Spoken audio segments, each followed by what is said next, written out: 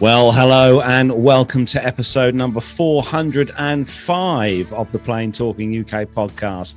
I'm Carlos, and in this week's packed show, Nev's favourite airline, BA, suffers another IT failure. Southern Airways Express acquires an Air Choice One, and it's a very special birthday for a very special part of our UK aviation heritage. And also, a BA pilot is jailed for lying about a certain CV. All that to come on this week's show, including some military news this week. And this week in the military, the Air Force's latest budget proposal indicates some changes afoot.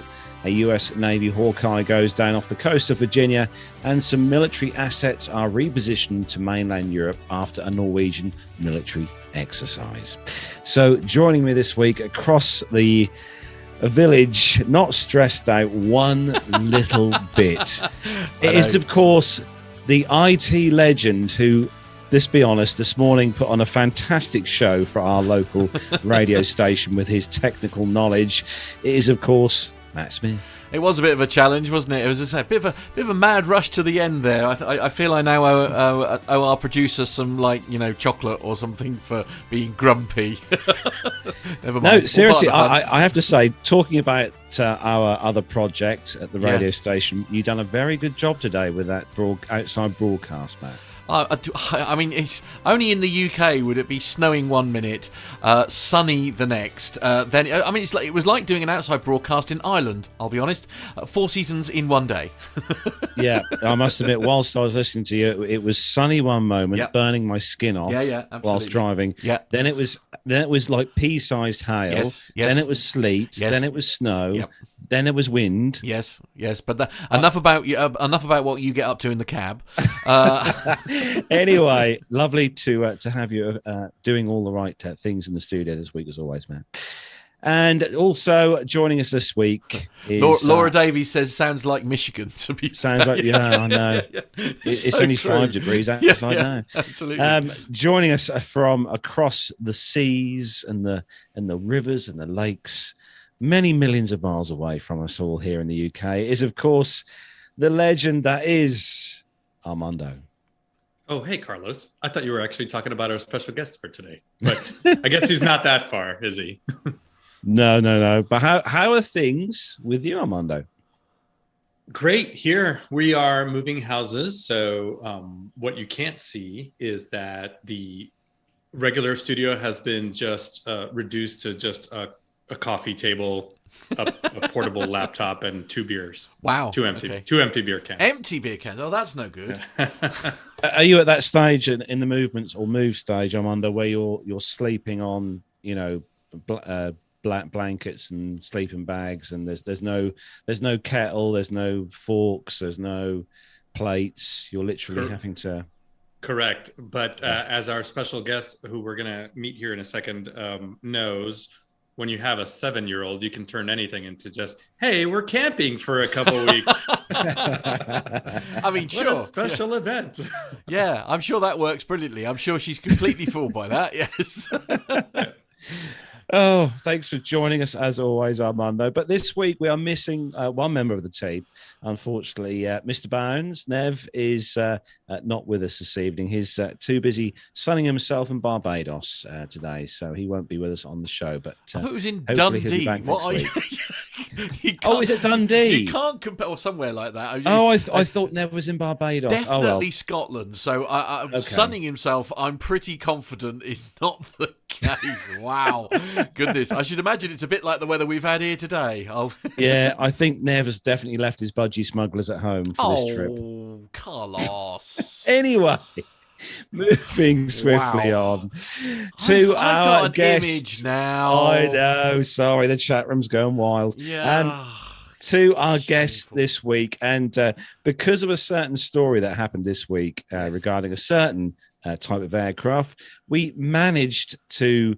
Well, it's literally broken the budget. We've managed to send him a check again this week, and we've dragged him back from the A320 podcast. It's Matt. promise it won't bounce this time, but Matt, by the way, the check, I mean.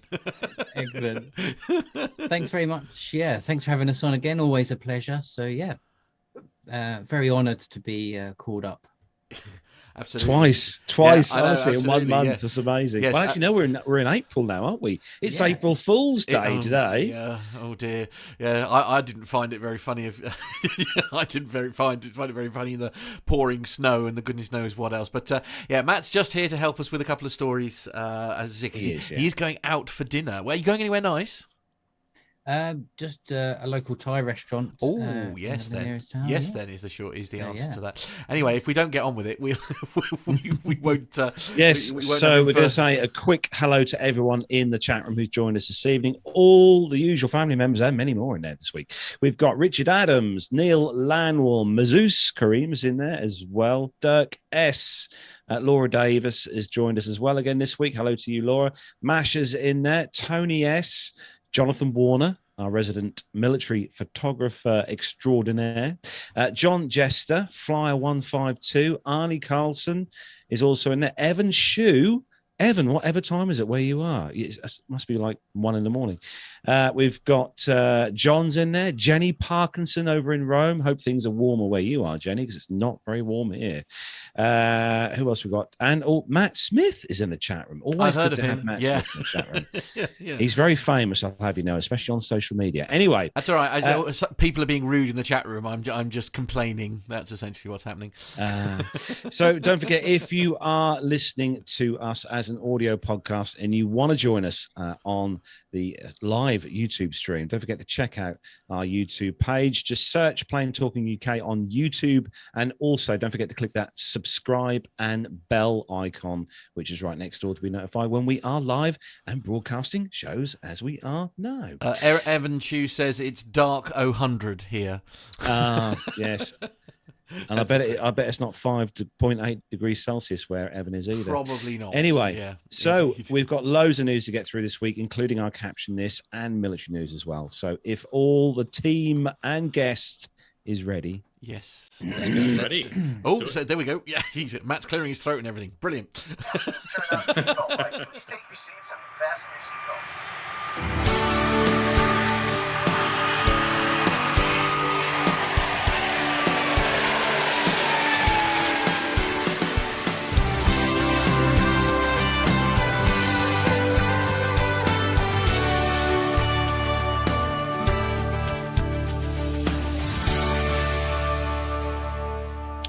So this week's first news story, and it's April Fool's, as we all know. April Fool's Day can be like Marmite.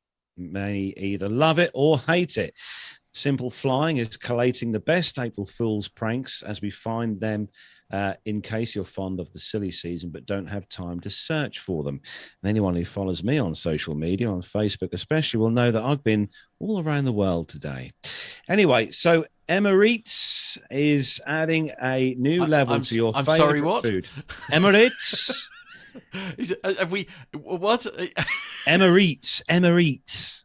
Not to be confused with Emirates, is adding a new level. Oh, I thought you were just having a moment. I thought we needed to call that's casualty. Every day. Right, okay.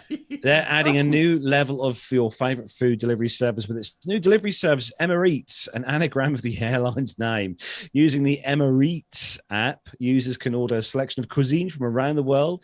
The catch is that the chefs won't make it in a local restaurant. Instead, a cabin crew member will pick up the food from its home nation, pizza from Italy, or, for example, using the airline's network of connecting flights, it will then be rushed to the consumer, though it may be a little bit cold by the time it arrives. I mean, it sounds like a lovely idea. I could say we've got a video to play for this. It sounds like a lovely idea. I suspect this might be very, very expensive pizza.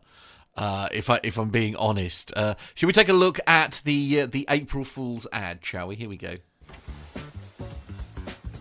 Still craving that unforgettable meal you had on holiday?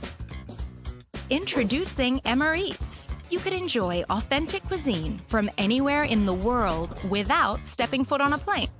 Oh, mamma mia! Che ordine è arrivato! Sound too good to be true? Not anymore.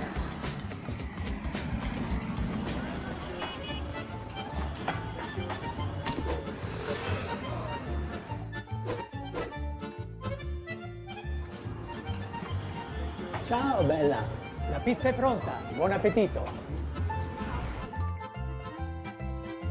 Authentic global cuisine brought straight to your door by Emirates. Emirates, delivering soon. Maybe. How is it? A little cold. Now, Yes. now for me personally, I think I don't know. I think we were having a little chat off air, weren't we, before we started? And I do genuinely think there are people in this world who would pay for that. I mean, if money wasn't an object for me, And I don't, would. You know. and don't forget, Jetty chokes on his beer. And don't forget, who doesn't love a reheated pizza or cold pizza in the morning? I mean, I prefer a cold pizza in the morning. Absolutely, 100%. Yeah, definitely on board with that one. But yeah. So we've got another one here. Lift, L-I-F-T, Lift launches services for dogs. South African carrier Lift joked that it had launched a dog-only flight to take to the skies from April the 10th, featuring a grass-covered aisle and an in-flight fire hydrant. Even the flight crew will be of the four-legged variety. Those of you watching on YouTube will see. Is that Alfie? I thought that was Alfie Quite there. possibly, yeah. Quite possibly Alfie there, yeah. Yeah, he'd definitely be interested in the fire hydrant. That I can assure you. Yeah. I do like just trying to describe the picture. Basically, it's loads of different breeds of dogs sitting in a single aisle aircraft. Look at me, busy, it's all staring at the camera in the front there. I know, losing all the lingo. And then one of the dogs. The bit that's making me laugh out loud is one of the dogs is literally got their paw right up in the air to press the call button, which I think is a lovely touch. Well, one of the things that amuses me, Matt, I don't know if you've noticed at the very front of the cabin there. Oh, I on see. the He's got a right-hand captain's side. hat on. Lovely. Yes. No. Oh. At the very front of the air, or front of the where the curtain Yes. is at the back there, to the right-hand side, there's a certain dog. There's a cat on board. Yes. Outrageous. That's outrageous. That would never go down well. That's a dangerous game. That is. And we've got skip the lines at airport security. Geneva Airport has developed a revolutionary way to skip the queues this summer. At check-in, passengers will be asked or able to jump into a plastic tray and travel to their flight with their baggage. Undergoing the same security screening as checked luggage, passengers are then delivered to the plane where they can board via a staircase. The airport notes that approved helmets are essential when using the service. Let's take a look at that ad, shall we? Ce nouveau processus d'enregistrement et d'embarquement est vraiment... Okay, so let's describe it, obviously. So it's literally a human being sat in one of the little... It's on the travelator. I would be Look at so up for this. that. You absolutely would, wouldn't you? Oh, my word. There we go. There we go. Somebody's climbing in. Do you know, the thing I'm most excited about is somebody would have actually had to have done this for the purposes of the video. They're now putting the baggage tag on. This is... My only concern would be that they would weigh me. Right. Okay. That's your only objection in all of this, is it? Right. The fact that they would have... Didn't a drunk passenger try to do this in Russia like 2 months ago?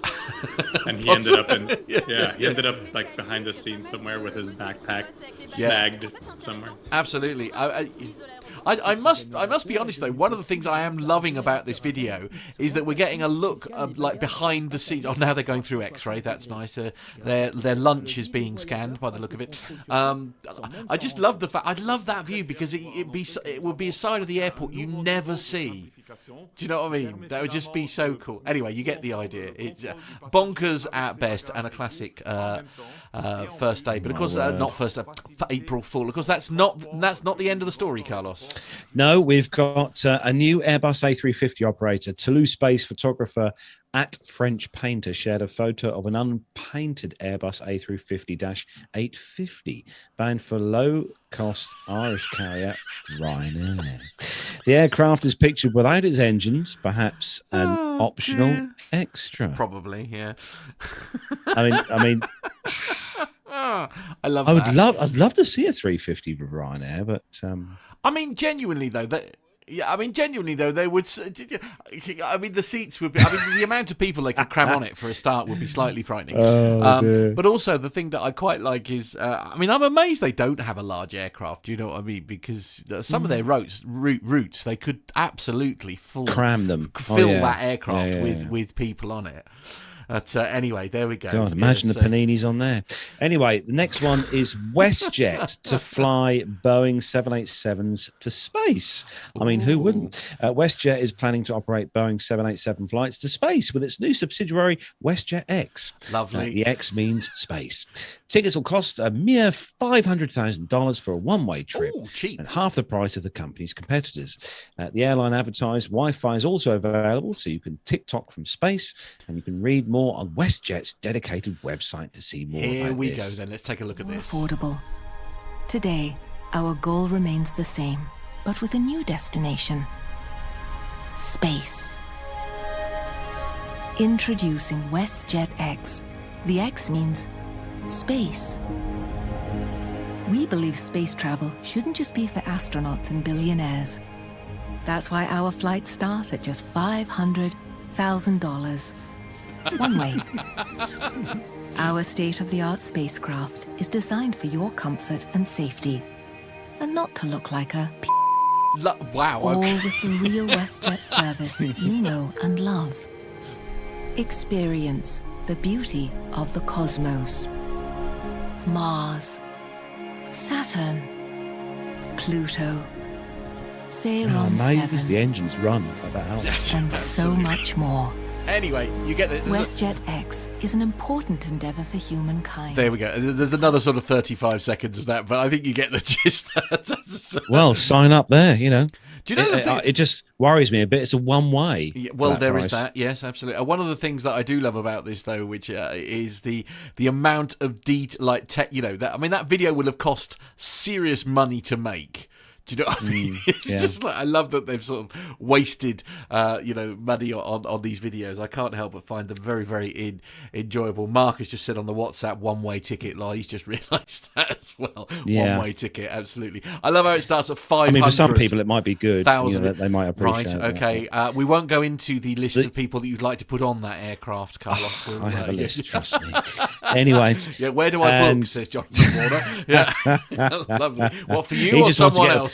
He just wants to get away from the kids. That's why that's what Mr. Warner does. Lovely. Anyway, I'm sure they're lovely. Yeah. The last one is an absolute must for anyone who's a fave or lover of the Queen of the Skies, a 747, especially BA, because Plane Reclaim is exclusive. They previewed today. Be the first in the world to own your very own piece or sniff of bottled Boeing 747 air. You can actually own your own bottle of air taken from an actual Queen of the Skies Boeing 747-400. Let's take a look at the little TikTok video they released then. So he's literally so he's on a 747, literally scooping up air in a little bottle, in the luggage racks and everything, in the cabin, in the cockpit, in the toilet. That's a nice touch, isn't it? There we go. But yes, bottled by Simon, aircraft air specialist. There you go. There's a win. Does worry me that people might actually purchase this. Yeah, you would, Carlos, 100%.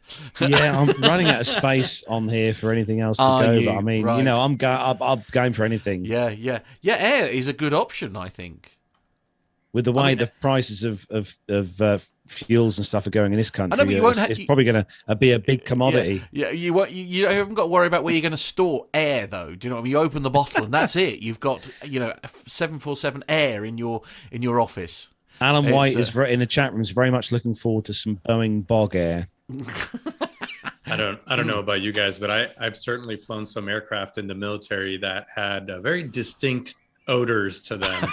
I can imagine. Some of those 707 platforms and the C-130s had been around since the late 60s. So right. think of how many. I think I know where you're going there, and I'm going to ask you to stop. Yeah. Please stop. That sounds horrendous. Yes, thanks for that, Mr. Warner. Yeah. What did Mr. Warner say? Sorry, I'm just drinking. Sorry, I'm just having a mate full of beer. Guaranteed, he says guaranteed. If it was a TriStar, Carlos would already have some. And yes, very good all right, point. okay, Yeah, I would have some bottled air from a you would, TriStar. absolutely, Okay. without question. Anyway. So let's move on to our next story on the show this week, and it's a story that's it's a very good reason why we have Mr. Matt here from the A320 podcast. So Matt, over to you for this story. Thanks, Carlos. Yes, well, this one comes from simpleflying.com and also from samtree.com. And this has the title, LATAM Airbus A320 lands with landing gear pointing the wrong way. So is this hyperbole, or is this actually some accurate social media and media this time? Well, surprisingly, it's actually correct this time. Oh. So on the 29th of March, so just Tuesday just gone, a LATAM Airlines Airbus A320 made an emergency landing at Medellin International Airport with the nose gear locked at 90 degrees off center. The Airbus A320 with the registration Charlie Charlie Bravo Alpha Sierra was climbing out of Medellin's runway 01 as flight LA 4292 to Cartagena in Colombia when the crew noticed an issue with the nose gear. Now, according to Av Herald, the crew stopped the climb at 13,000 feet, decided to return due to a nose gear steering fault indication. Basically, they circled for a bit, came back, and then landed. Someone actually caught this on video, so I don't know if you're ready. Here we go. Matt. So I'm going to talk about what's happening here. So the aircraft's just about to touch down, and what you'll see is just as they touch down here, they'll be shutting down the engines. And then the procedure is to hold the nose off the runway for as long as possible until the aircraft is going so slowly that we don't have any aerodynamic ability to hold it up. And you can see there, the nose wheel is now touching down and we get the shower of sparks as the tires burst. And then it's the actual nose wheel rims that are now scraping along the floor and they're being worn away. So you can see we've got showers of sparks and smoke there. The procedure is to brake gently as possible because you don't want to put too much weight on the front nose wheel. And you see there, if they've come to a stop, all the sparks and smoke has stopped and it's actually well executed and the aircraft's perfectly safe there. So yeah, quite interesting. And I'm sure many of you will have heard of a similar incident to this. There's a famous JetBlue incident. This happened, and in that one they actually had a media helicopter up that had the whole thing on video. Interesting. We don't know the reason why this one's happened, but supposedly the issue that caused the JetBlue one was fixed. There's actually been 5 before this one where they've had 90-degree nose wheels on, and all of them have had different causes. So it's going to be interesting to see what this one is, because after each incident they say they've rectified that problem. So yeah, could be interesting to see where this goes.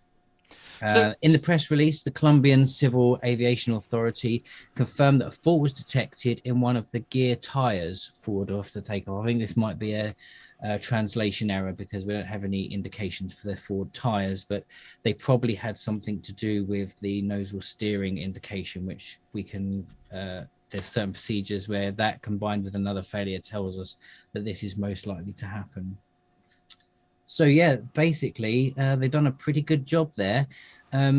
If Matt, if you could bring up some pictures, there's some close-up pictures of where the aircraft come to a halt. You can see there the nose wheel have pretty much been ground down. Looks like over half of it has gone.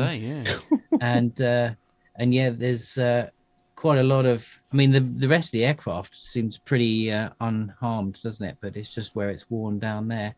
Some of you very observant people, I've seen a lot of people online query about why the ram air turbine, which is that propeller at the back there that's hanging out of the fuselage, why that was deployed for a nose gear problem. Now on the Airbus, as I mentioned when we watched the video, as the aircraft touches down, the procedure is to shut both engines down, and that's so if both engines end up touching the runway, they're already turned off. Now, the Airbus, very cleverly and very helpfully for us, if we lose all of our AC, alternating current power, from both engines, then it automatically drops this ram air turbine, which is basically like a wind turbine generator. So this comes out, spins up, and provides our electrical power. So as you chop both engines, the aircraft says, oh, I've got no electrical power, and it puts the ram air turbine out. So that is why that is showing. So, Matt. Sorry, go on. Yeah. Yeah. So I've got a question. So these guys circled around for a little bit. Mm-hmm. So assuming you have a couple unsafe gear indications, or like you said, a nose wheel steering error message or warning message, during that time, aside from burning off fuel, what would the crew be doing?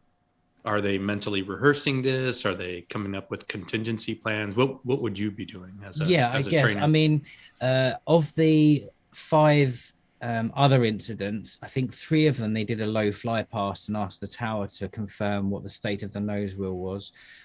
This may be different for different airlines. The airline I work for, we're told not to do that. So they say that the risk of doing something like that, which we're not trained to do, is probably a higher risk than finding out. But that's what some of the crews have done. But yes, we would go into our procedures manual, which would then give us the procedure to do something like this. And obviously they would be holding to reduce fuel, because you want to obviously be as light as possible, because not only does that give you less weight on the wheels, but also we can fly slower. So the as you'll know, the lighter you are, the slower you can fly, which is obviously what you need in this case. I've actually got the extract here for the procedure from the Airbus manual.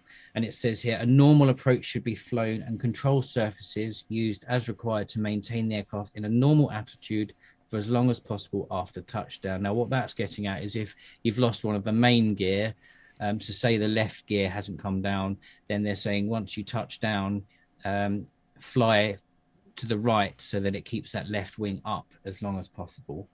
In this case, it was to hold the pitch up so that the nose wheel was off for as long as possible. Then it says the engine should be shut down early enough to ensure that fuel is cut off prior to the engines touching the ground, but late enough to keep sufficient authority on the control surfaces.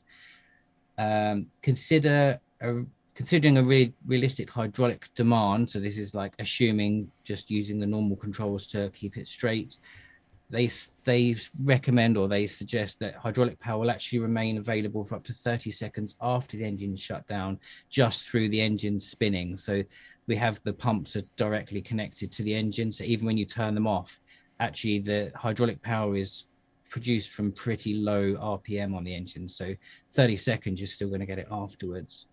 And yes, it says engine masters should be switched off if it's the nose gear landing just before nose impact.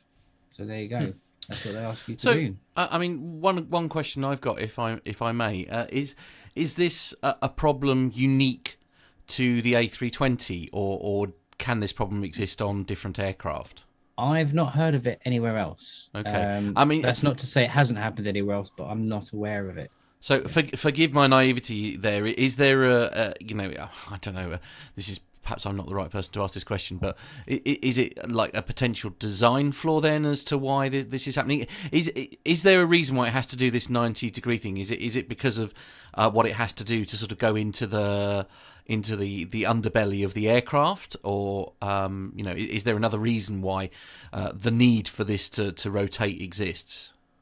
No, so the gear stays straight when it comes up. Actually, this is a nose wheel steering issue. So obviously when we're taxiing around, if we get to the end of the runway to do a 180-degree turn, we need to turn pretty sharp, and the nose wheel will go to 90 degrees.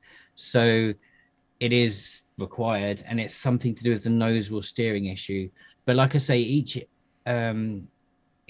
incident of this has actually been a different reason. One of them was the engineers had done a thorough clean of the nose wheel, and some water had got into these nose wheel steering sensors. And then when they took off and climbed up into the cold, that water froze and then damaged the sensors, and it sent a signal to do like a full hard right turn on the nose gear. Another one was due to, that was a design for, there was some like little lugs that hold in place, and the software, you always used to do a little test, and that test like shook it slightly, and these lugs weren't strong enough. So over years, every time it did this little test, it just did it until they sheared, and then it turned them 90 degrees. That was the JetBlue one. So yeah, bizarrely, it's all different ones. So it's a failure of the. So Jonathan's asking the question: how can the nose wheel turn 90 degrees during flight? And again, presumably that's because sort of several issues. I suppose it's not just one individual incident. You're saying it's a problem with the steering of it is the reason why it's turning in flight. There was a 737, a KLM 737 that had a nose wheel steering issue in Barcelona, but it took a bird strike. Oh wow! And the bird damaged the nose wheel steering assembly, and then the aircraft ended up going off the runway. So essentially, it's not unique to an A320. Is the question I'm asking then? I would venture to say that some of the smaller general aviation aircraft also that have nose wheel steering that is linked via cables have probably experienced similar issues, either cables snapping or shimmy dampers going wonky or parts getting stuck. So but those that know about the Airbus will not be surprised to hear that just the steering and brakes have two computers. So wow, okay. So it's a lot of these things are software issue. Yeah. Goodness.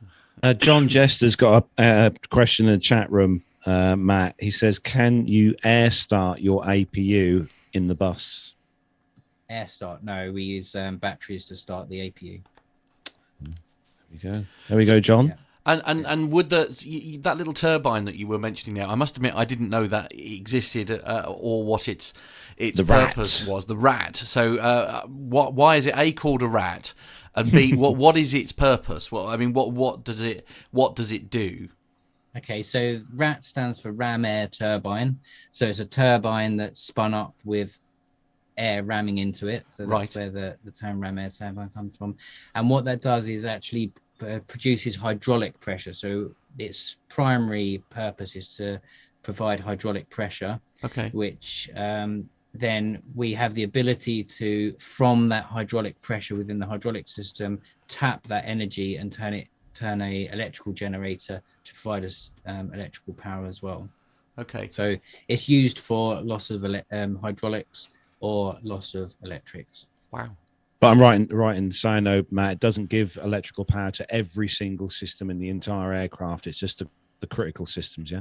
Correct, yeah. So when we have what we call an emergency electrical configuration, the RAT has come out and then it's designed as like a shedding system. So it sheds off all the non-important things to pretty basic stuff. I mean, the captain has his screens and pretty much that's it. The first officer has a radio. It's very basic. It's sort of uses just the minimal to get those things on. So what you're saying is basically if you're sitting in seat 1A and you're watching the latest Avengers film, you're not going to be able to continue. Absolutely, right. Yeah. Okay. And also, John Jester is asking the question, but you can start the APU in the air. Is that correct? Oh, sorry. Yeah, I thought you meant do we start it using air? Like we start our engines using air? Yes. Yeah. Yes, we can start the APU in the air. Yes, we just use the batteries to do so. Okay. So, yeah. I just wrote to John. Famously, the Sully started the APU not in the checklist, but as soon as he lost the engines, he started the APU. Mm. Yeah, indeed. And Sturman said I'd have 3 computers. Yeah, everything else on the Airbus is 3 computers. So yeah. So Armando, you've got the next story, and it's regarding a certain Mr. Bones' favorite airline. Yeah, I'm not sure why you guys are giving me this story, because now Nev is gonna double hate me, taking his spot and then bashing British Airways. But no, British Airways did suffer a technical issue with its IT systems again at London Heathrow Airport this last Wednesday, causing significant disruptions and flight cancellations. Frustrated passengers, you won't be surprised, took to social media, several reporting being stuck on planes, sat on the runway, missing flight connections. One branded it as, quote, another #fail from @British Airways. They've outdone themselves. We've Oh yeah, was it Nev? Possibly, yeah. Was it Nev? Yeah, absolutely. No, he wouldn't do anything to disrupt the waves at BA because I mean he's their number one customer. So yeah, apparently the IT failure is the latest in a series of mishaps that threatened to derail BA's recovery from the pandemic. I don't know if it's going to do that, but the carrier has already suffered delays this year stemming from other technical failures and problems with the baggage reclaim at Heathrow. Particularly embarrassing for BA Chief Executive Sean Doyle, who took over in October 2020 and has made repairing the airline's reputation one of his core priorities as the pandemic disruption fades. He added that it needed to redefine its place in the airline world, including a heavy emphasis on the passenger experience. We want people to come off a British Airways flight and talk about it as if it's something different. Well, it certainly is something different if you're stuck on the runway. Well, there you go. Apparently, they resolved the issue by late afternoon on Wednesday. But of course, every time we have any kind of massive failure like this, computer or weather or otherwise, it just has this ripple effect on the schedule. And so BA flights were affected for the next couple days, I believe. So, I'm sort of reaching a point where I'm so exasperated by this story, and I'm beginning to wonder if they're. I suppose it's gonna, however you do it, to start from the beginning, like with their IT. I appreciate it's going to be a massive issue, but how? I mean, genuinely, how much longer can they carry on before they're going to have to absolutely bite the bullet and sort of deal with this? I mean, I know one of the things that so from what I understand, and I think this is a tweet, I apologise if I've got this wrong, I'm pretty sure this was Captain Al put a tweet out that I was reading, and he was saying, like, so the main reason why is they can't dispatch aircraft because they don't have any kind of manual itinerary for the passengers. Is it a load sheet, I think they call it, if my memory serves correctly, and so they rely heavily on there being a technical, like a digital upload, if you like, of that information. There's no available to the gate agents. There is no manual version of that information, which I find really strange. There's no plan B. I think there's a lot more that goes into that. I think a lot of carriers have gone away from any kind of paper copy anything because the system is so interconnected. It really is the matrix. Sure, you may be able to dispatch a flight in an emergency or something like that, but Matt can chime in on this. But everything in those aircraft and those flights are metricized. Is that a word? So the metrics are being calculated, reported. So it's not just the ability to dispatch a flight from A to B, but that may affect the passengers' connections because their reservations are all online. It may affect the actual operation and maintenance of the aircraft if you can't appropriately record the aircraft parameters. It's just everything has gone digital. So I don't know that there's very many major airlines that have the capacity. It's not just BA to just paper dispatch an airplane. No, I mean, we have paper load sheet forms where we're given the figures, but that is taken from everything digital. And like you say, everything's intertwined. It's not as easy as just changing the software or changing the IT system, because everything, even not just within British Airways, will be interlinked. So, if you use the sort of world used booking system, like a lot of the One World airlines, certainly at one time, I don't know if it's still the case, but British Airways and Virgin Atlantic were using the same booking system. So travel agents all have to have the same booking system. I don't know if anyone's ever seen a travel agent, even now, booking a system. It looks like they're typing in MS-DOS. Like, it's that archaic. It's like the black screen. CFAX. Yeah, and the green cursor flashing, waiting for them to type some sort of command in. It's literally like that. And I think the whole world needs to update the system. But it's very hard to do anything because of the integrations with outside companies, not just within within them. You got the catering companies, the airport authorities, the booking system. Then you've got, the actual airline. Even the manufacturers all have to get data back on what the aircraft have done, and you've got engineering. Like, it's a huge job. And I think it's one of those things, like when you've got an old car that keeps breaking, it gets to the point where you think, well, the car's not really worth anything, but it's going to cost me a lot of money to go out and buy a new car. And then you realize after about 2 years, you could have bought a new car with the repairs you've been doing. So I think they might be finding themselves in that situation. I guess my objection here, though, is this is like the fourth or fifth major outage in quite a short period of time that has cancelled. Fourth? Yeah, I think maybe fourth. I mean, whatever the number is, I feel for a major airline like this is one too many now. I mean, it's, you can have one outage, it all goes terribly wrong. That's just the luck of it. I don't understand why there's no backup. Here we go, BA. Go back to this. Yeah. Yeah. All right. Well, I have no doubt that those conversations are taking place. Something like this is so disruptive to the system, to the entire operation for 24 hours that this kind of event costs a company hundreds of thousands, if not millions of dollars. Rest assured, those conversations are probably happening in the corporate suite.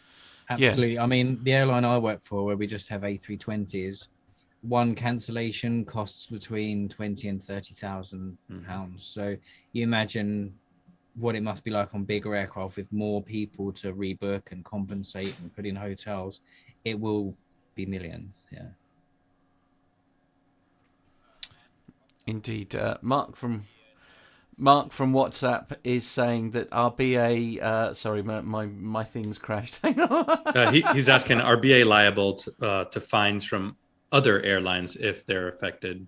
Oh, I see. What, as in, right? Yeah. So is the One World something that's owned by them, and then they provide those facilities to other people? No. One World is just an alliance. It's just okay. It's like a big group of friends. Right. Okay. It's a bit like the Air France KLM tie-up, that sort of thing. Is that Sky? Okay. Is it Sky Team? Which one's that? Something like that. Yeah. Sky Team. Yeah. Okay. Yeah. It's it needs to get sorted, I think. Anyway, we could go on and on and on about Armando, sticking with you actually for this next one, because it's Southern Airways. Yeah, this is an interesting one. So this, again, this is essential air service. It's big news in this Part 135 world here in the U.S. Southern Airways Express just announced that it's going to acquire Air Choice One. The Palm Beach, Florida-based Southern Airways just announced this. It comes less than a month after a major essential air service carrier, SkyWest, requested to terminate 29 of its essential air service routes around the country on March 10th. That was actually denied by the Department of Transportation. The press release said that this move is going to strengthen the essential air service offering to the marketplace. Although Air Choice One's branding is going to be retired soon, the carrier's operating certificate won't be terminated, and it will continue to operate under its own airline code, which is 3 Echo. The cities that Air Choice One currently operates will be rebranded as Southern Airways Express by midsummer. In addition, those passengers from those former Air Choice One cities will be able to take advantage of Southern's ticketing and baggage agreements with Alaska Airlines, American Airlines, United Airlines around midsummer as well. Air Choice One was one of the smaller EAS carriers. They didn't have any interline or code share agreements, but from the company, they're excited to join the Southern Airways. This is actually the 5th airline that Southern Airways Express has acquired in its short 9-year history. They were founded in 2013, but they've acquired Executive Express Aviation. That gave them a bunch of Cessna 208s, Piper 31, PA-31 Navajos. One that made big news was they acquired Mokulele. Mokulele out in Hawaii was operating 15 Cessna Caravans. Now that's under Southern Airways Express. They also bought another Hawaiian-based airline, Makanikai Air. That gave them some King Airs and a couple other Navajos. And then most recently, there were, actually, the Air Choice One has a Beach 1900, and they also operate Cessna Caravan. So this is actually putting Southern Airways Express as one of the largest caravan operators in the world. It's going to give them almost 50 aircraft. And to sort of recap again, Essential Air Service is a partnership between the Department of Transportation, the local governments, and these airline providers that say, hey, we're going to guarantee, the government is going to subsidize a certain amount of flights per month or per year or per week to guarantee that the people in these underserved communities have essential air service to usually a hub. Sometimes this is a TSA airport. For example, Boutique Air, I used to live in Clovis, New Mexico. So they were traveling from Clovis, New Mexico to Dallas, Fort Worth, non-TSA. So we went from FBO to FBO, and then there was a shuttle at DFW. Eventually that became a TSA airport. So just having that kind of business at a small city like Clovis, New Mexico, allowed them to put in a grant proposal, gave them a TSA screening. Now those passengers from a tiny little, 40,000 person city like Clovis, they got a TSA checkpoint. So now they could go straight into the secure part of the Dallas terminal, something like that. So it really opens up air travel to some of these communities. Think, Norwich, think a place like, I don't know, Milton Keynes, right? If Milton Keynes had an airport, it would give them essential air service to Heathrow on a small 8 carrier. It's exactly what Neil Cloughley is trying to do with Faraday, is open up this market of small airports and smaller cities, taking them into the bigger hubs to provide that link to the rest of the world. Love it. Such a good idea. Pretty cool news. Southern Airways, and for all those aspiring pilots, it's a great start. It's a great start to your career if you can get on with a carrier, because it's great experience. It's IFR, it's scheduled operations. You're going into big airports. It's a great stepping stone. Absolutely. Indeed. So before we have to say bonjour to you and au revoir and all that kind of funky stuff, Matt, one last story for you all about de Havilland. Yes. So this one comes from flightglobal.com, and de Havilland are to develop an updated water bomber called the DHC-515. The de Havilland aircraft of Canada has relaunched development of an updated water bomber based on the stalwart CL series line of firefighting aircraft. The Canadian airframer has committed to developing its DHC-515 Firefighter. A variant had been called the CL-515 prior, and this aircraft development has been teased up until the pandemic. Their chief executive, Brian Chafe, said, after an extensive business and technical review, we are pleased to announce that we have launched the de Havilland DHC-515 Firefighter program, which will involve negotiating contracts with our European customers and ramping up full production. So the move puts the Canadian manufacturer on a path to restarting production of an aircraft family that, over the decades, has proved its worth in the fleets of the world's aerial firefighting services. De Havilland aims to deliver its first one by mid-decade. The DHC-515 will be an updated variant of the CL series, which has been products of Viking Air, also a Longview Aviation subsidiary. Viking inherited the CL series from Bombardier, who in turn had inherited the lineup from Canadair. In February, Longview announced that it would be merging the Viking and de Havilland companies under the de Havilland name.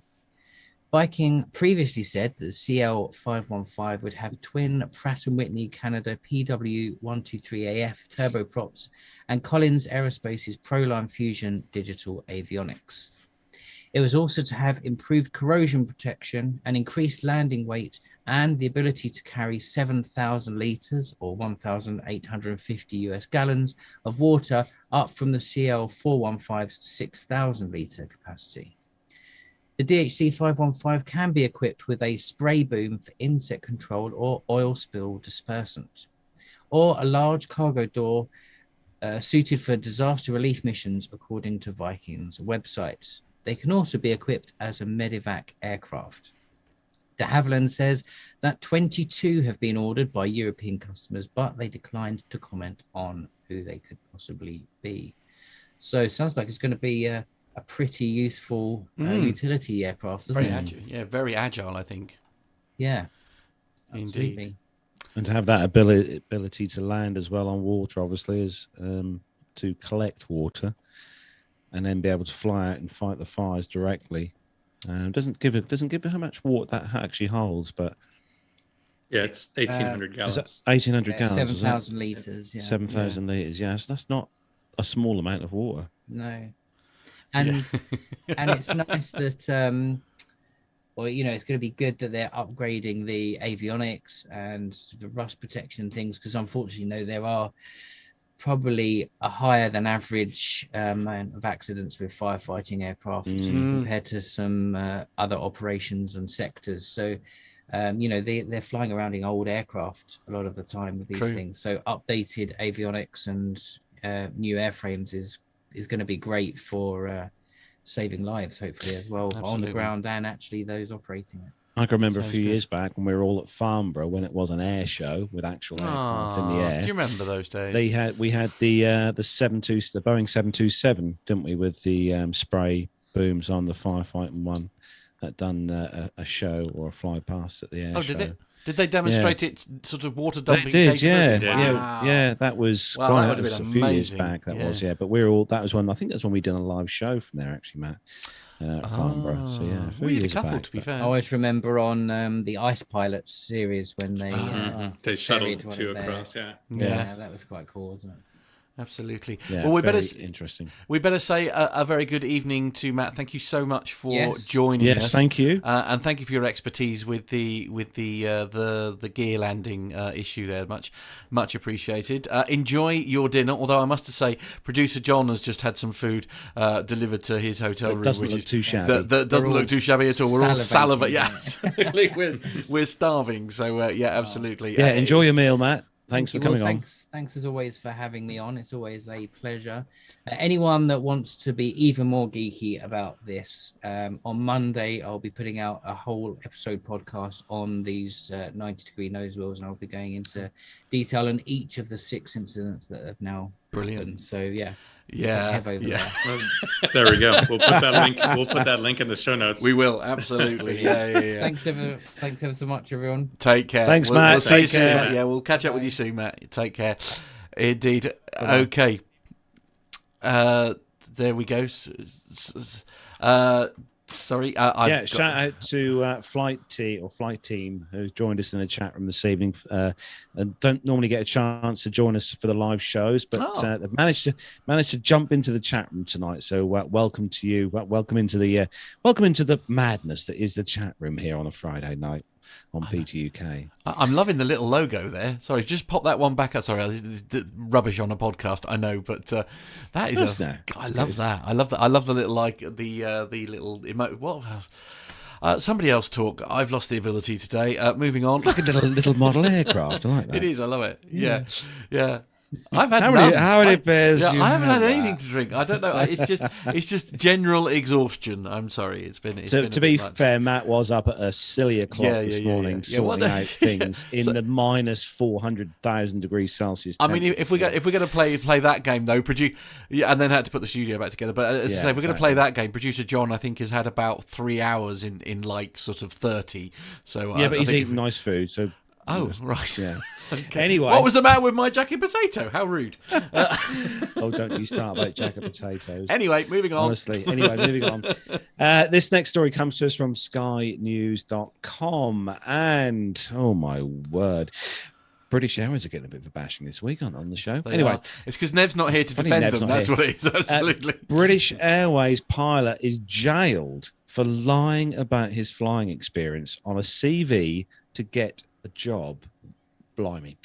Craig Butfoy put in false claims to acquire work with BA subsidiary BA City Flyer based at London City Airport, as well as former Irish regional airline Stobart Air.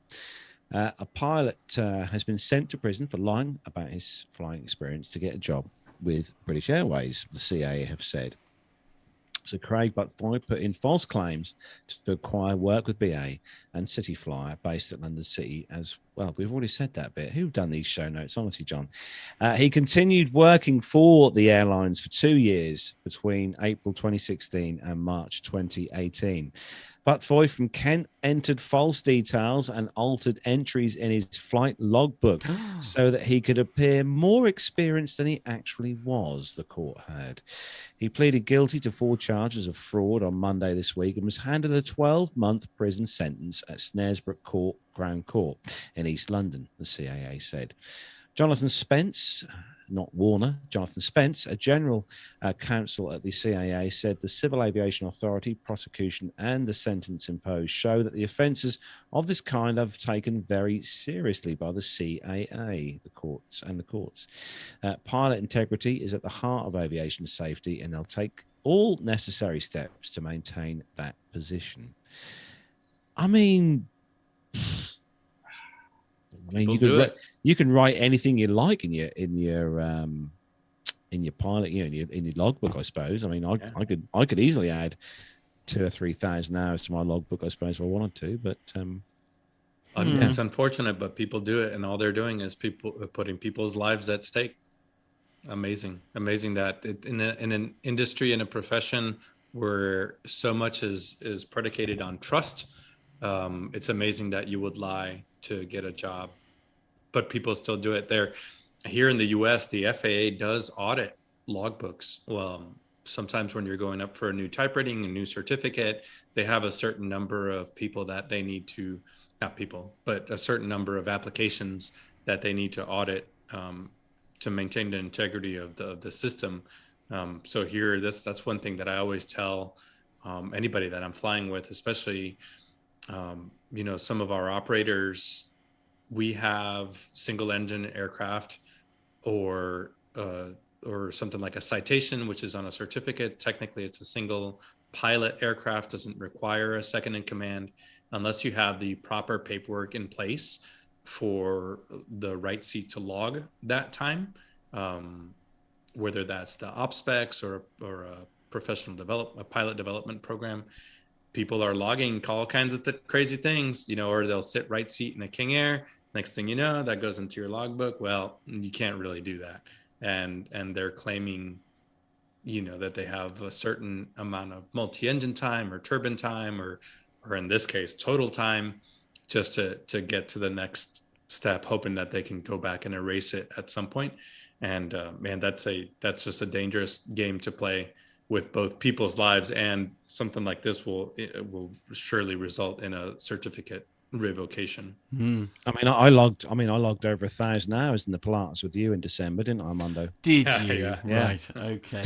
Fair enough. Actually, Mark on the WhatsApp number is saying that this reminds him of the PIA situation a while ago, of course, wasn't it? And yes. Yeah, absolutely. Yeah, that was the Airbus pilots, wasn't it? It was, with absolutely. Pakistan International Airlines. Yeah, absolutely. Which was a shocking story in its own right, wasn't it? I mean, I guess they're excited by the opportunity to sort of do it. As Armando says, I mean, you know, that moral compass that you hope everybody has you'd like to think stop. I wish you I could fraudulently do my CPC, Matt, to save me having. Well, quite absolutely. Those are quite some special sessions, aren't they?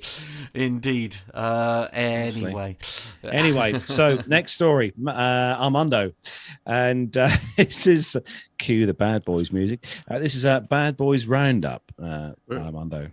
We would have had it ready if it weren't for the copyright infringement, right? Like, yeah, that's it. Yeah, yeah. I promise this is not an April Fool's joke either. These are real. Wow. I just thought it was kind of funny that these all popped up in my news feed for this week. So for the first one, at Midway Airport, a man jumped the fence and climbed onto an aircraft. He was taken into custody. He did only manage to climb onto a small aircraft. 33-year-old man climbed onto a wing, banged on the door of the aircraft. Let's just say he was taken into custody and carted off for a mental evaluation. Especially when there's propellers spinning, that sounds like just a terrible idea. Oh, but that was from the Chicago Tribune. From mysuncoast.com, a woman crashed through an airport gate and drove onto the runway at Fort Myers Airport. The airport was shut down for about a half an hour this last weekend when she made it all the way to the runway. 42-year-old Clewiston woman sped through a marked and restricted gate last Saturday afternoon at the Southwest Florida International Airport near Fort Myers. That's according to the airport police. She drove across the active runway, headed towards a Spirit Airlines aircraft. She eventually stopped in front of ground services employees, and police officers took her into custody. She refused to say why she did all of this, but she was screaming obscenities at the police and threatened to, quote, blow their brains out, which is never going to lead to an uneventful resolution if you threaten to blow the police's heads off. They apparently weren't any aircraft on the runway at the time, but she sped across. About 21 minutes later, the airport reopened. Also from Boston.com, a 10-inch knife was found in a baby car seat at the Logan Airport. The Transportation Security Administration officers found a 25-inch or a 25-centimeter long butcher knife wedged into the side of a baby's car seat at that security checkpoint. TSA put out a statement saying, "We love babies, but not butcher knives." And they put that out on their Twitter account. State police were informed after that knife was found on Monday, and it was, of course, confiscated. Why that knife was there, not entirely sure. But I just thought it was funny to put, these interesting stories in there, because we generally don't hear about these things. And there was a show in the UK about London Airport, right? About just the operations and the airport staff. Yes, there were, yeah. Yeah, that was like one of my favorite shows, because it showed the behind the scenes of all the animals that were getting smuggled through, and strange exotic fruit, much less weapons or human trafficking. Like all this kind of stuff just happens on a day-to-day basis. And that was Heathrow, wasn't it? I think, wasn't that Heathrow? Something like that. Yeah. I just remember it was a really good show. Yeah. For kind of like what you were talking about at the top of the show, the behind the scenes look at these airports, because they really are. They're just cities, They're the time that I spent at the Atlanta airport was eye-opening. And if I was on airport reserve, I loved just sitting there with just people watching and just watching everything that was going on between the police and the airport employees and the airline employees, and commotions at the food courts. Man, it's just cities. Airports are just such cool places to just sit back and watch all the craziness. Do you remember that series on Quest, Nothing to Declare? I think it's Quest it's on. It's a series called Nothing to Declare. It's a fly on the wall series based at one of the airports in Australia. And if you ever watch it, you'd be honestly surprised that anyone ever gets allowed to enter Australia with some of the stuff that they get pulled up on. A grain of sand on your shoe. No, you can't come in. You can't come into the country. You have a bead of sand on your shoe. Honestly, watch it. It's such an amusing series. I'm pretty sure it's on Quest here in the UK. Is it? On our Freeview channel. Yeah. Crazy, yeah. Next story. Moving on to this one is on thepointsguy.co.uk. And half a century of aviation and advancements. The UK CAA, or Civil Aviation Authority, celebrates 50 years. So the 1st of April today marks the 50th anniversary of the UK Civil Aviation Authority.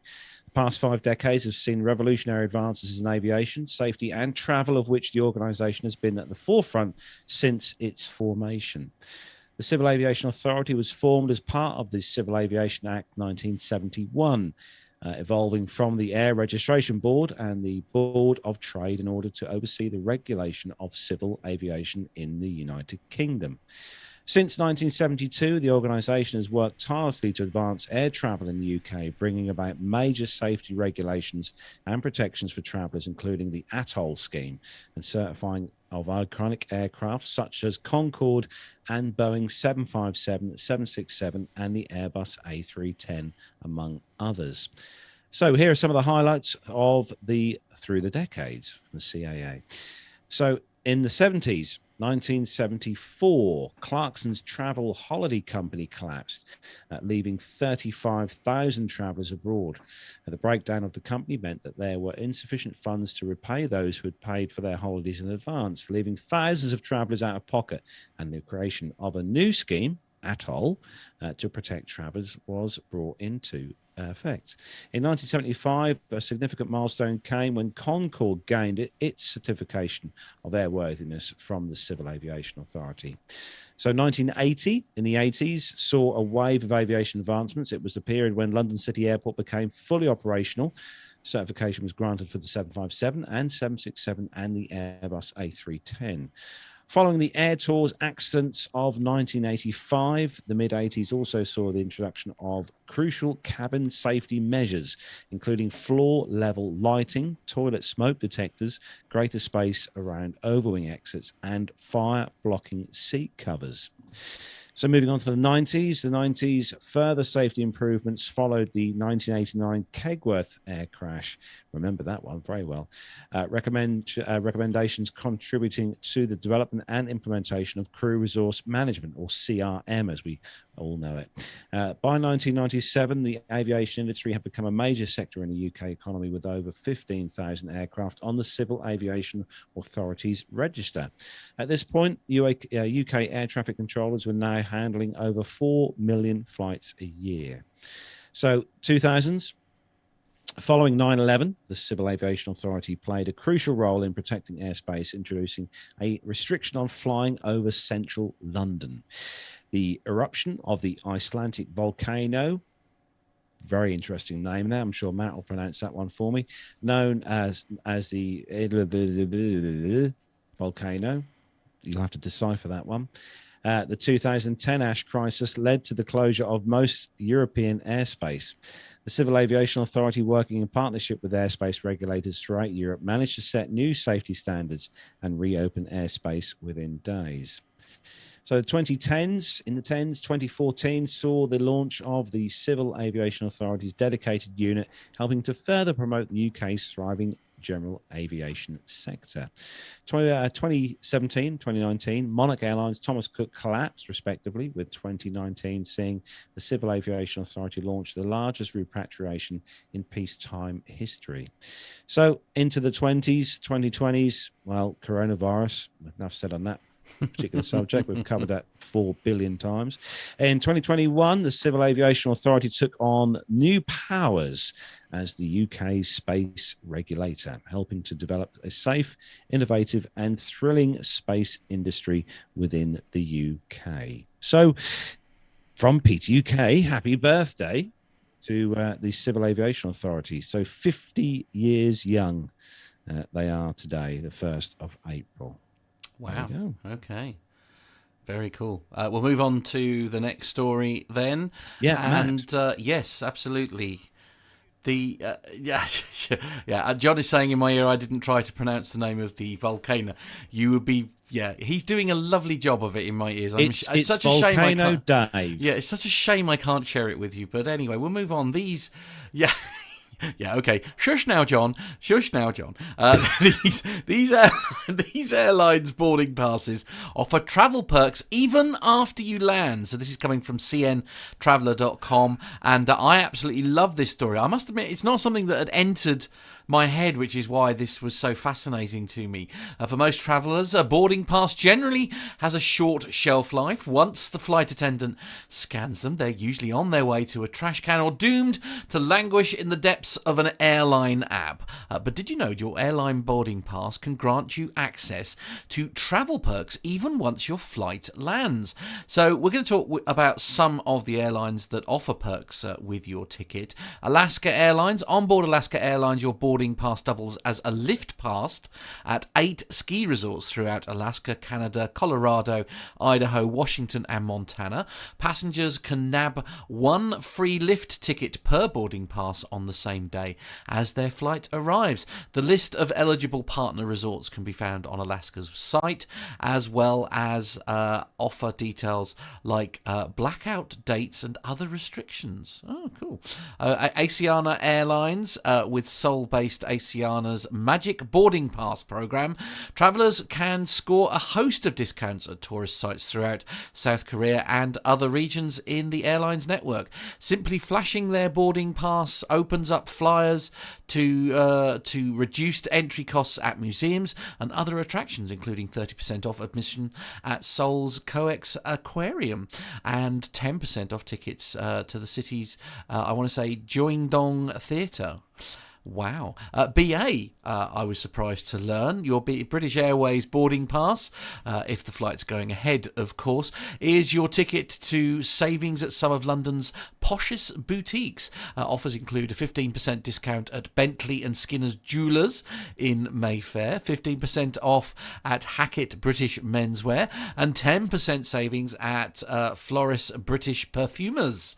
After a long morning of shopping, travellers can refresh with afternoon tea at Hotel Café Royal or Ham Yard Hotel, where their airline ticket garners a complimentary glass of champagne and a free cocktail, respectively. Emirates, as part of the My Emirates Pass program, Emirates passengers can use their boarding pass to access offers at more than 500 locations in Dubai and across the UAE. And just like the airline's service, these perks are 5-star all the way. Among the numerous discounts, get 20% off select spa treatments at hotels across Abu Dhabi and Dubai. Also available are a flat 20% off the tab at some of the UAE's best restaurants, as well as discounted entry to popular tourist attractions in the region. Korean Air is joining in on the party as well. Discounts abound with Korean Air's excellent boarding pass offers.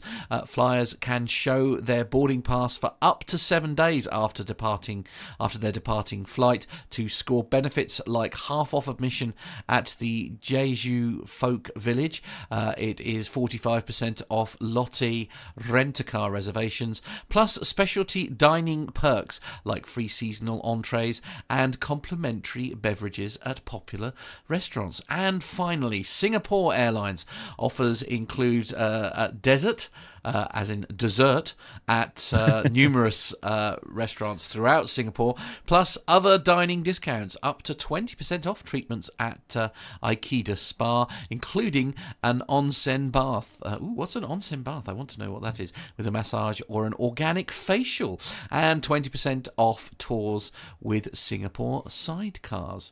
I must admit, it didn't even enter into my head that the boarding pass gave you some kind of... I know, I'm trying to find my one from December, because I've got my BA one somewhere. I'm wondering, I've got several EasyJet and Ryanair passes. I wonder what they entitle me to. You get a free panini. Yeah, I get free panini. Free panini? I'll take a free panini. Yeah, absolutely. I'll take a free panini. With 400,000 Ryanair tickets. Loyalty, Matt, you get a loyalty free panini. Tickets, right. Okay, very good. Well, okay. Carlos, I would suggest that you use your British Airways at that 15% at Bentley and Skinner's Jewelers instead of buying more airplane parts. Absolutely. If you want to buy you want to buy more airplane parts, every once in a while you should use your BA boarding absolutely pass. I think so. I understand your wife is very partial to diamonds. Oh, blimey, yeah, I know. Well, you could have 15% off. Absolutely. Indeed. The trouble is that website, is so addictive, and they have so many. Which nice one? bits You on have there. several The in your. It's not. one. Yeah, it's not Honestly. just. It's just not that one, is it? Just digging a big hole here, Carlos. Anyway, shall we move on before Carlos is in more trouble? Spending more money, honestly. Absolutely. Oh dear, it's all your fault, Matt. Okay, this one is from globenewswire.com. AeroGuard Flight Training Center is excited to announce that through its partnership with SkyWest Airlines, it's now able to provide a clear path to 4 major airlines. That's Delta, United, Alaska, and most recently Southwest Airlines. That's through a guaranteed pilot interview and tuition reimbursement program. As the demand for pilots increases, SkyWest Airlines has announced agreements with these 4 major airlines, such that SkyWest's captains of 2 years can receive a guaranteed pilot interview with each of them, the major ones. This means that from the moment that a student joins AeroGuard Flight Training Center with no necessary prior experience, they can be on the path to become an airline pilot at 4 different major airlines, and it's a clear and predictable path. After completing the program as a student, they'll eventually graduate with 7 FAA ratings or certificates.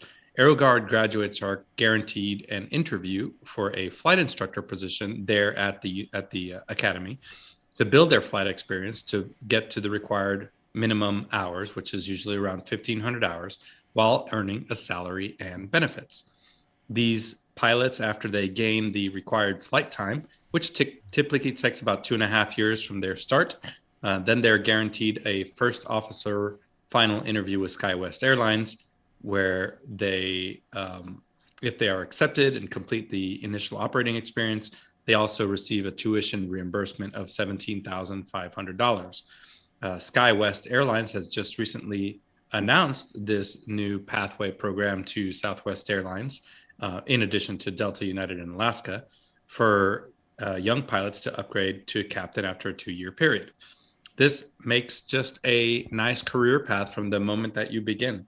I went over to their website, the AeroGuard website, and even if you're just an aviation enthusiast, it's a very well done website that has lots of resources. And actually, I think a lot of our listeners, I'm not plugging AeroGuard here, but I think a lot of our listeners are interested in more than just the surface level of the industry.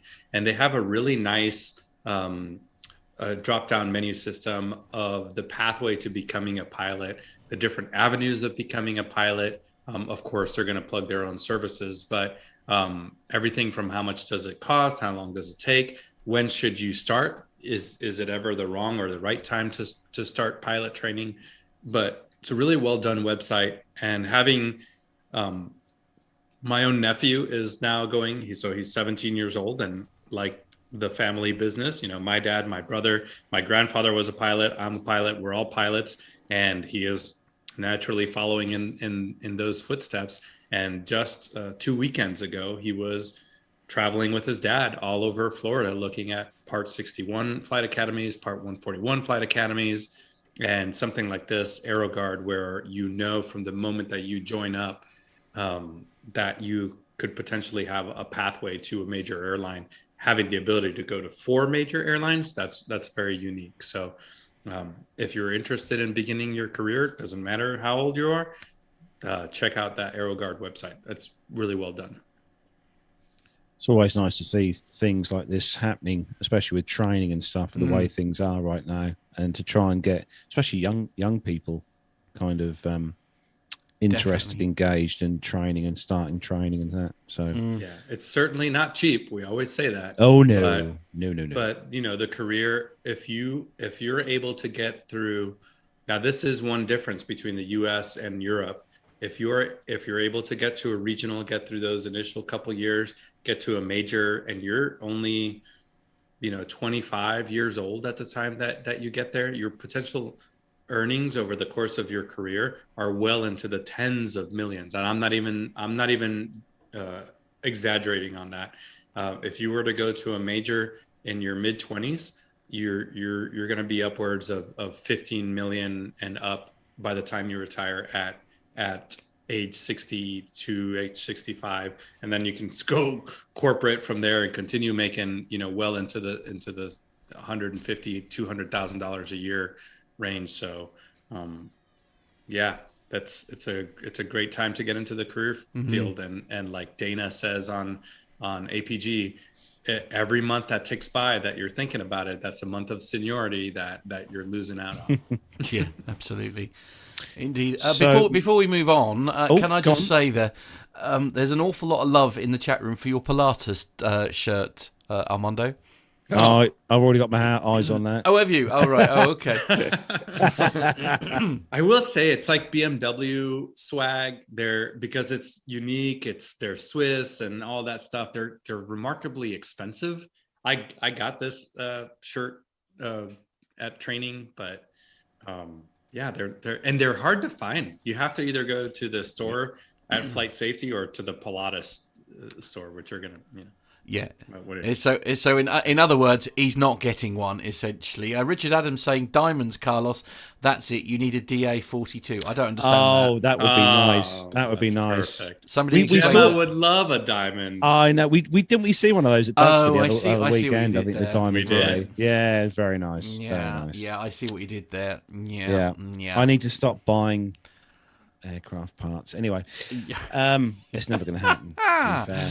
So Matt, I think Megan would love a diamond. Yeah. Like an actual DA-40, a DA-62, something like that. Megan, excellent. Yeah, good luck with that. Yeah, right. They definitely need to get together, these two girls, I think. Yeah, I know. But I would definitely burn your credit cards. I think that's probably the safest way to play that particular one. Anyway, my word. Anyway, Matt, you've got the next story, and I loved it. When I found this story, I loved this story, and I found it this week. Indeed.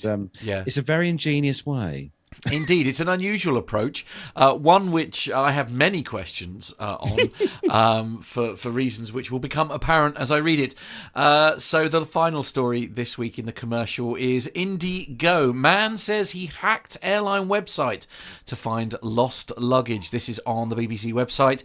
A man says he was forced to hack into a domestic Indian Airlines website to find his missing luggage. Nandan Kumar, 28 apparently, I don't understand why that's relevant, called Indigo, a low-cost carrier, for help after realising that he had swapped his bag with a co-passenger.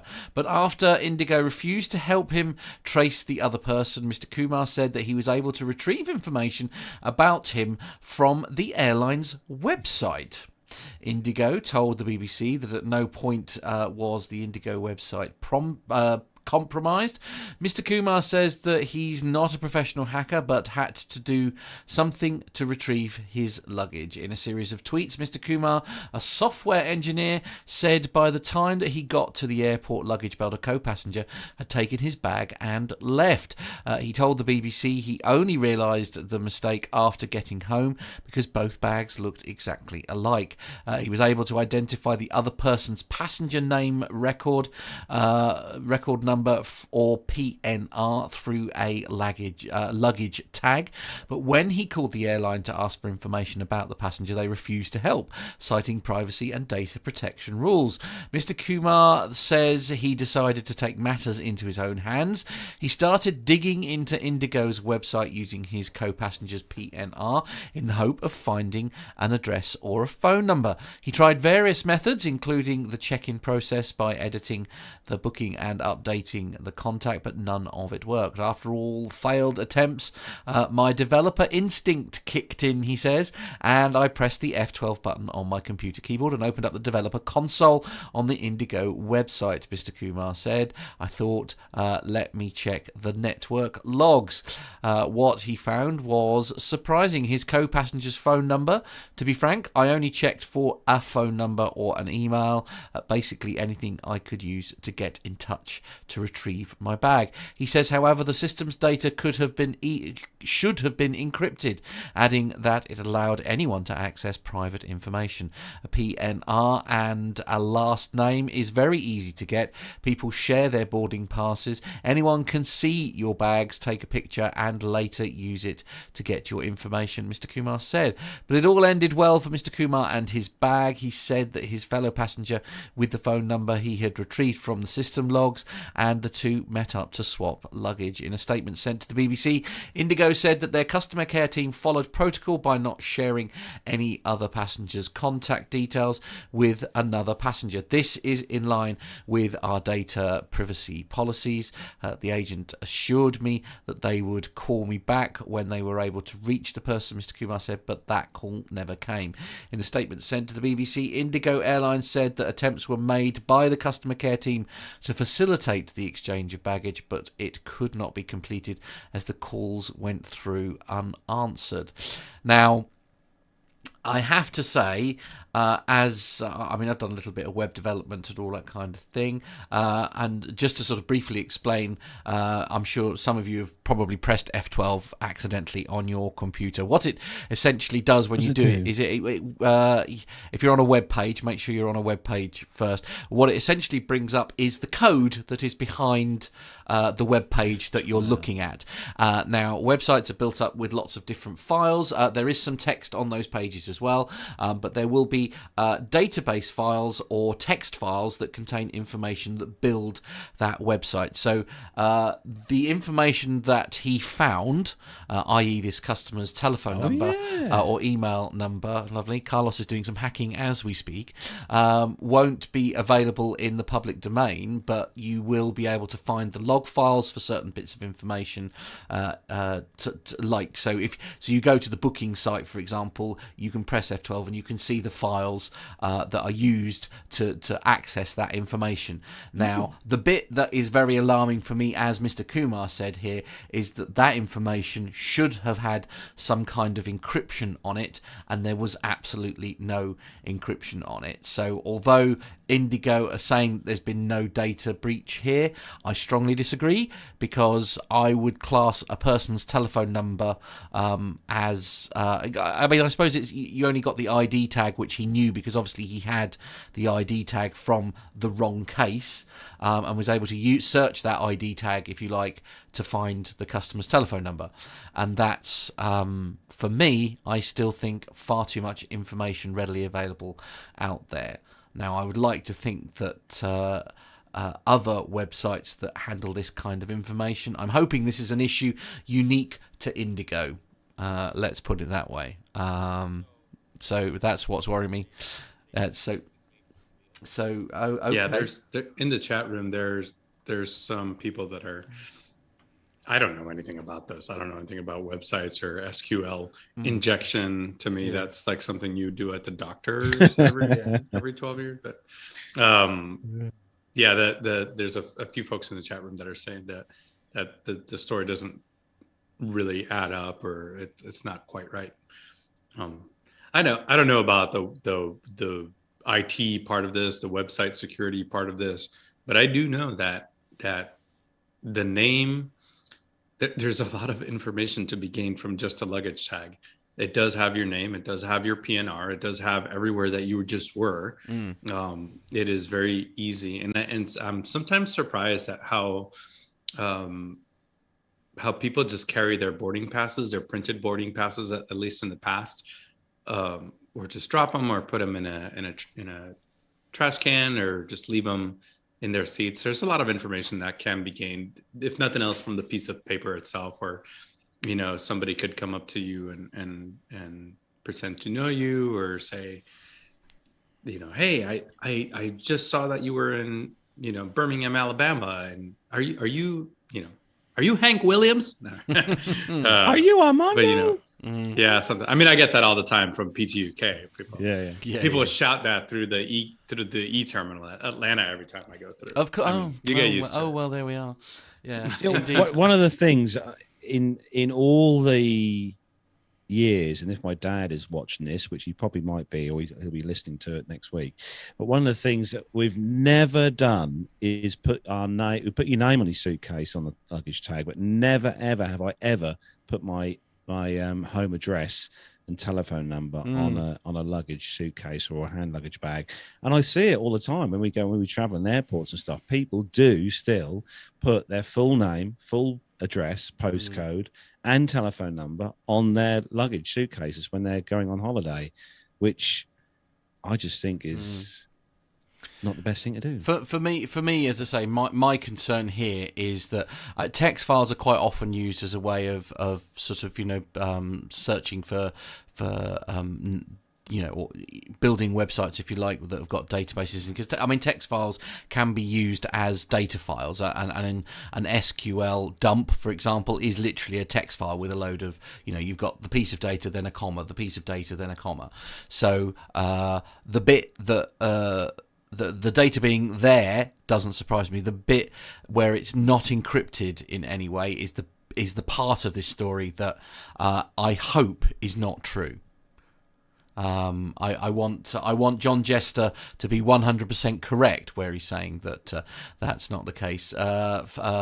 Fly team is saying boarding passes and luggage tags contain lots of personal identifiable information. Personal identifiable information. I am constantly talking to my customers about how to handle this bit of data. I wish airlines could secure this information better. I absolutely agree with that. As I say, this is the bit that alarms me, is that, as I say, the fact that he found that information, or found the file that contained that information, doesn't surprise me.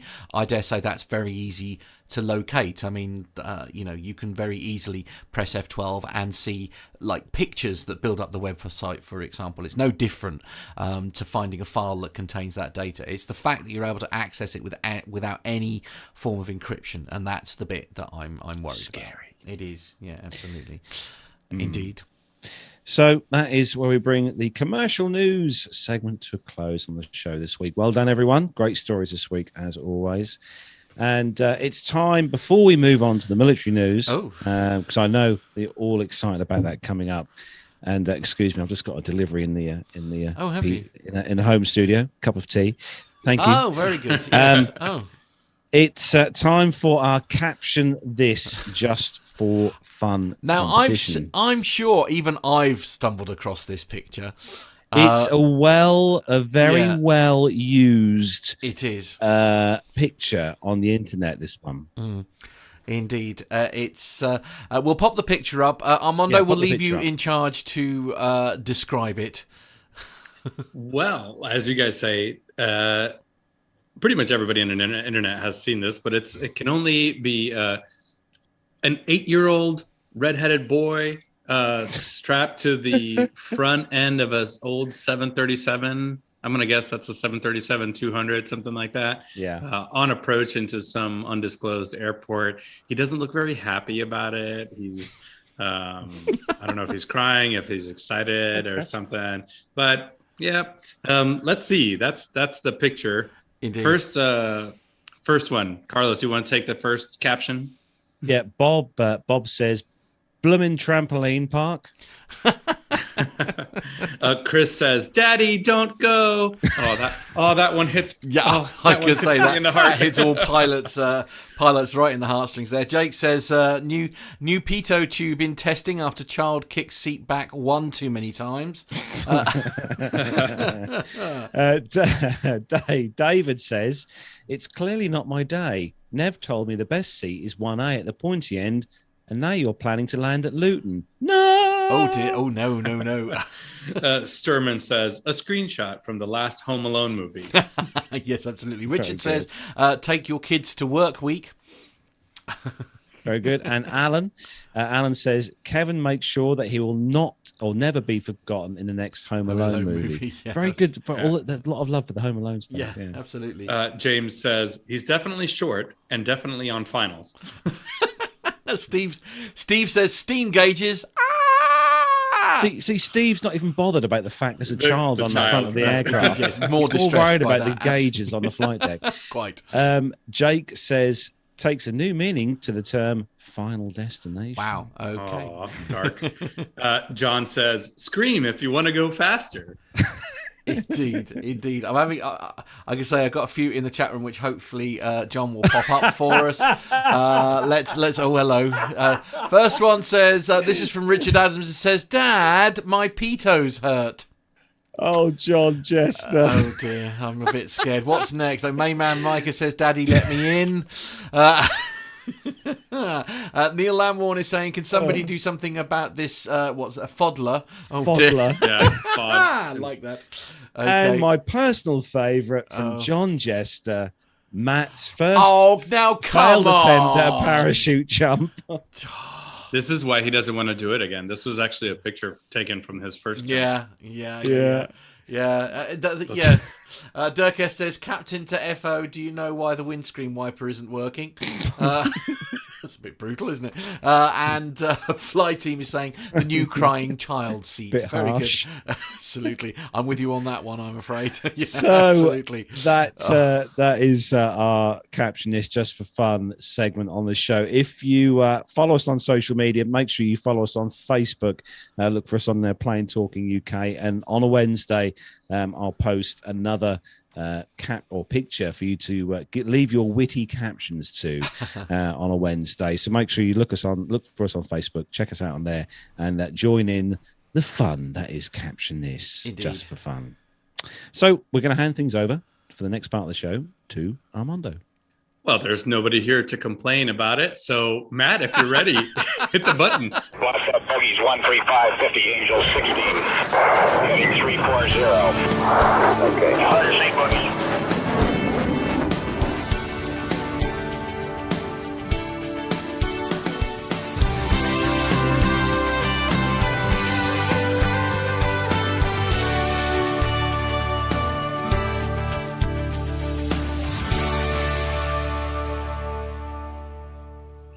Okay. So, in this week's Put You to Sleep segment. Oh, now don't say that. Everybody gets super excited when the next fiscal year's budget is discussed. Oh, okay, all right. Everybody loves. I take it. budgets I and take budget it back. I'm spreadsheets. going to go and have a lie down now. Yeah. Well, it made big news in the US Air Force this week because their budget proposal for the next fiscal year is out, or at least their proposal to Congress. Part of that, the first part of that I plucked out, came from stripes.com. The Air Force plans to cut its F-22 fleet, apparently by 33 aircraft, mothballing some of the airplanes that were used by the a training unit that's moving to Langley Air Force Base. That move also will affect hundreds of civilians and contractors in the Hampton Roads. That's what it is, Virginia. Apparently, some of those moves are still on course, but an Air Force media spokeswoman said, although we plan to retire the F-22 Block 20 aircraft, we plan to redistribute the existing operational F-22 aircraft to support the training mission as well as operational missions. The Air Force still plans to move the F-22 formal training unit to Joint Base Langley Eustis and Langley Air Force Base. The budget proposal that the president submitted to Congress on Monday includes a plan to mothball F-22s that are not configured for combat. That's sparking some speculation that the move of the FTU, the formal training unit, from Florida to Langley would be canceled. And that's what this article was about, that move is still happening. I just thought it was interesting that we are already mothballing F-22 aircraft. As main man Micah in the chat room is saying, those older F-22s are not really operational. That is correct. Oh, wow. They are not. They are essentially training only aircraft. And with the advances in virtual training, they are rapidly becoming obsolete. But there you go. That's your taxpayer money at work. Cut them up and sell bits. You know what? I anticipate that Duxford has a good chance of getting an F-22 hanging in that American hangar. Oh, yes. Yes. How nice That would be pretty cool, huh? Another golden nugget plucked out of the budget from AirForceTimes.com. The Air Force proposes to cut its military jobs in 2023, apparently 6,000 military billets in next year's fiscal year budget, and looking to retire most of it, or some of its combat aircraft.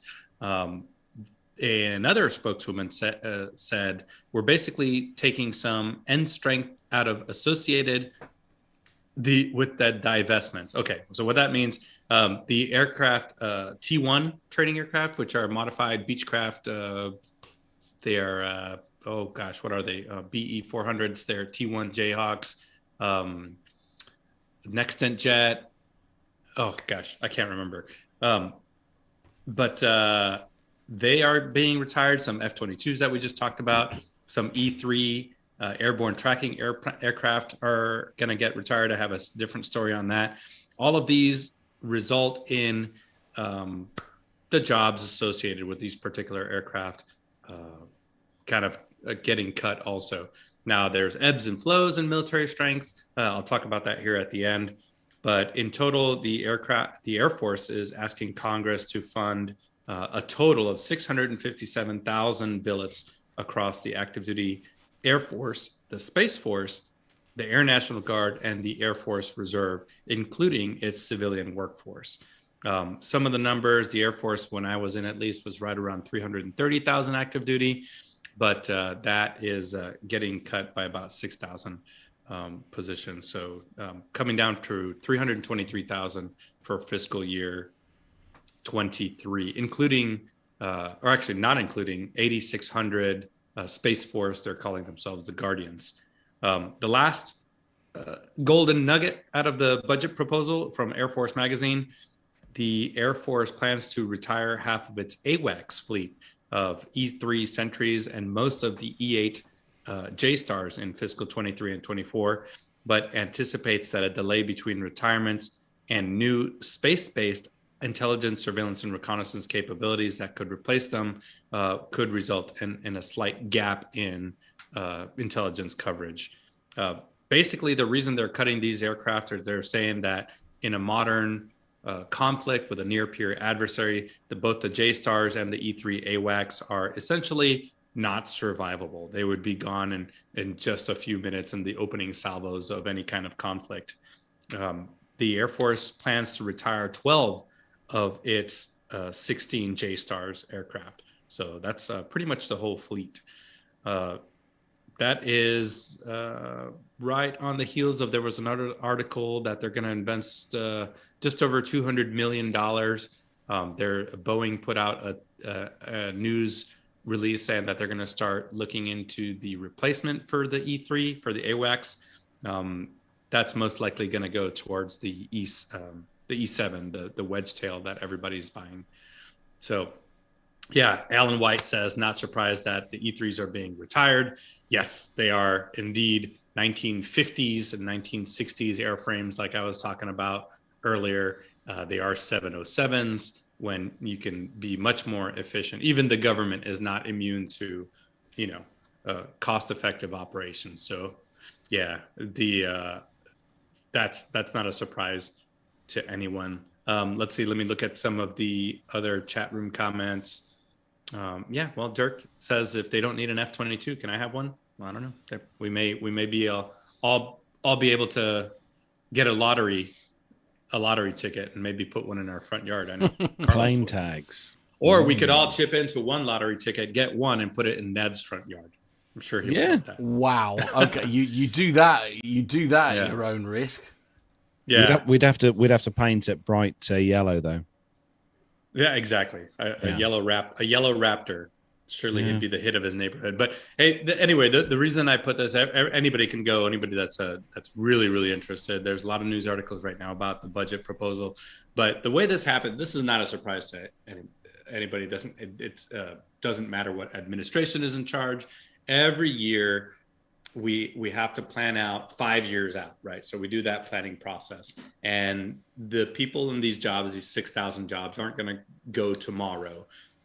They will be allowed to stay in for the remainder of their contracts, and the Air Force, along with the other military services, are always looking 5 years out, and that's where your manning numbers, because in some situations like a pilot, that's how long it takes to train somebody before you actually get them into the field. So despite the budget proposals, these things don't go into effect, immediately per se. The way the Air Force works, at least, is the number of airplanes. There you go. Matt's got a picture of an E-3. That's the way that this works in the Air Force is the number of airplanes determines the number of pilots, right? So usually it's somewhere around 2.5 pilots or crews, 2.5 crews per airplane. Then that determines how many maintainers you need, right? So it's usually somewhere around 10 maintainers of different specialties per airplane. And then those two numbers, the crews and the maintainers, well, that determines all the support personnel, the medical personnel, the security forces personnel. So it kind of trickles all down from essentially the number of airplanes, or now the number of satellites, the number of assets that you have, and that determines how many people it takes to operate, which results in an overall end strength number. For the US Air Force right now, about 330,000 active duty, not counting the Guard and the Reserve.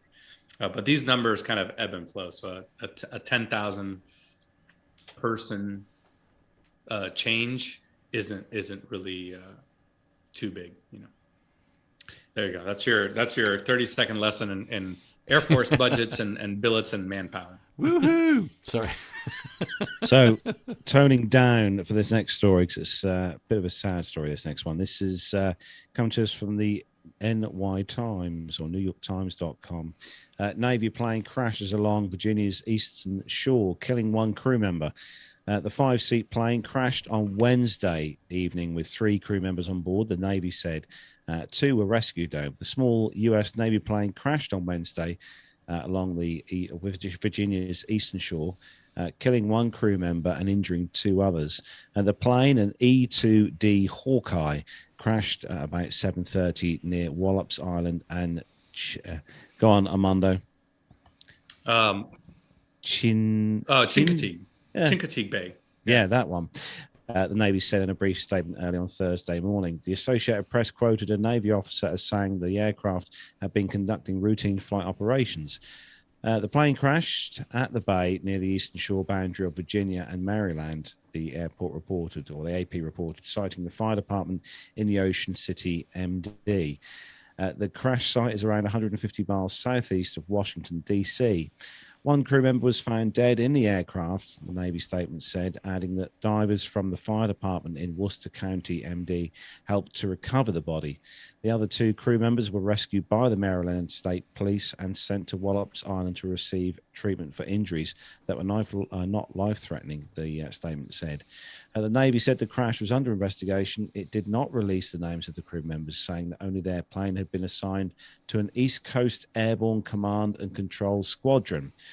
The AP said the plane had been based at Naval Station Norfolk, the world's largest naval complex. A Navy spokesman said by telephone early on Thursday that he had no further comment, and a call to the fire department in Ocean City rang unanswered. The E-2 Hawkeye series includes planes that are typically used for surveillance, air interdiction, and other early warning functions. According to the Navy, the E-2 planes have space for a crew of 5. And the E-2D is a recent model and is around 57 feet long. Yeah, John Jester was texting me earlier today saying that Wallops is where they do the carrier qualifications for the E-2 before they go out onto the boat. So if you remember, you know, there's some good historical movies about carrier operations, but part of the training progress to actually land on a boat is to land it on land in a runway the size of an aircraft carrier that has the arresting cables and all that stuff. I think, so I'm still trying to figure this out. I think initially this was reported as a Navy V-22 crash. Yeah. And as more information came out, it turned out that it was this E-2 Hawkeye. So very unfortunate that 1 person didn't make it out of the airplane. Very fortunate that 2 were rescued. And of course, you know, this is unrelated to the current conflict or the operational tempo, but it's when you have this many mishaps in such a short span. You know, one of the things that I learned about my military career is that there's actually a very short chain of command between the tactical level, the lowest level, you know, an air crew, all the way up to the Pentagon and the Secretary of Defense and the service secretaries. This is when you're having this many mishaps in such a short span. It's surely raising the attention, kind of like we were talking about the IT concerns, right? Up at the Pentagon, which often result in some kind of safety stand down, or, you know, they go into the investigations and figure out, is there a common trend between all of these mishaps? It's a little bit harder to do when it's across services, right? So we've had some Air Force ones, the Marine V-22, this Navy Hawkeye, but regardless, the Pentagon is finally attuned to the kinds of things that goes on in both public and behind the scenes operations. Do you know, I never realized, Armando, the E-2 Hawkeye first flew in October 1960. Yeah. Wow. Do you remember The Hunt for October, the movie? Yeah, that I think Jack Ryan flies out on a Hawkeye. That, you know, and that was in the 80s or something like that. Yeah, it's been around. There's a couple of these airplanes. Well, more than a couple of the airplanes have been around since the 60s. And are these arrestor hooks for the carrier? Yeah. Okay. Yeah, they're carrier capable. Yeah. Right. Moving on. Yeah, you know, speaking of that Marine V-22 crash that happened in Norway, this will not come as a surprise to anybody, but the Aviationist reported that the U.S. is repositioning 10 of its Marine Corps F-18 Legacy Hornets to Eastern Europe amid this Ukrainian crisis. In addition to that, 200 Marines are also being moved from Norway to Lithuania. The Aviationists at least recently reported about the arrival of numerous assets at Spangdahlem Air Base in Germany. This expeditionary force was made up of 6 EA-18 Growler electronic attack aircraft belonging to EA Squadron 134, the Garudas, from Naval Air Station Whidbey Island in Washington State. As was, you know, our audience probably knows, the Growlers are unique in that they are a valuable electronic warfare capability, particularly useful in this current conflict to update the electronic order of battle of all of the Russian assets operating in that region. Other US and NATO assets have also been deployed to Romania, Bulgaria, Poland, the Baltic states, both before and after the Russian invasion of Ukraine. And it won't surprise anybody that there's probably more US forces deployments coming in the next few days and weeks. During a press briefing on March 29th, Pentagon Press Secretary John Kirby said that Washington is moving or repositioning these additional forces in the region as part of the U.S. response to the current crisis. So these aircraft and these Marines were taking part in Exercise Cold Response. I'm sure they were looking forward to coming back home after this exercise, but they will remain forward deployed to Lithuania. The aircraft themselves are actually going to an undisclosed location in Eastern Europe. The Growlers are unique in their capability, you know, to both collect information and do an electronic attack, which is essentially jamming of foreign forces and communications and electronic signals and things like that. But yeah, you know, this is part of the business as you sign up and you know that everything is always flexible, and no matter at least we in the Air Force Special Operations community, no matter if you were going out for a week-long trip or a 4-week-long trip, you generally packed for at least a month, no matter where you went or how long it was expected to be, because you knew that such high demand, low density assets like Growlers and Ospreys and ISR aircraft, they could easily be repositioned, especially if they're already halfway there. They you know, you always sort of expected to not come home, and that was just part of the business. But I'm sure these Marines are all, you know, 100% willing to go out there and wow, you know, keep the security of Europe. My goodness. Now, should we squeeze this last story in? Yeah, I think so. Go on, Armando. Yeah. So this. Yeah. No, that's all right. I can take it. This is Matt. Do you have the video for this? I do. Yes, absolutely. Yep. Ready? You could go ahead and play it as we're talking about it. This came out from medicalpress.com. The Argentinian Air Force T4 which is a Boeing 737-500. It's a presidential aircraft. They were landing. Yeah, they were landing at Buenos Aires's Aeroparque in an unorthodox way that went viral on Tuesday on YouTube.